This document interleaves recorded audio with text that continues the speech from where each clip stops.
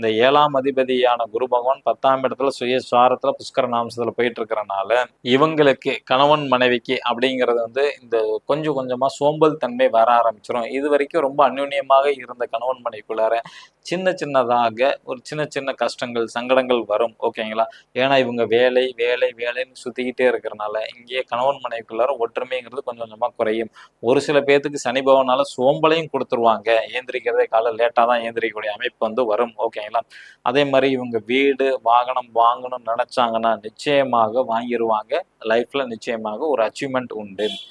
திருமண அமைப்பு யோகம் எப்படி இருக்கு அப்படின்னு கேட்டிங்கன்னா, கன்னி ராசிக்கு குரு பெயர்ச்சிக்கு அப்புறம் ரொம்ப சிறப்பாக இருக்கும். இந்த குரு பெயர்ச்சி வரைக்கும் தள்ளி போயிட்டே தான் இருக்கும். குரு பெயர்ச்சி வரப்போகுது. இன்னொரு 10 நாள்ல வந்துடும். அப்போ ஆட்டோமேட்டிக்காவே இந்த குரு பெயர்ச்சியில இவங்களுக்கு அமைப்பு நல்லா உண்டு.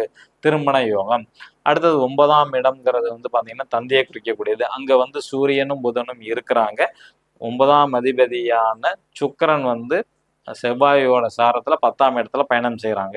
இவங்களோட தந்தைக்கு புகழ்பெற்ற மனிதர்களோட தொடர்பு கண்டிப்பாக உண்டு. அரசு வழியில வந்து நன்மைகள் நிச்சயமாக உண்டு.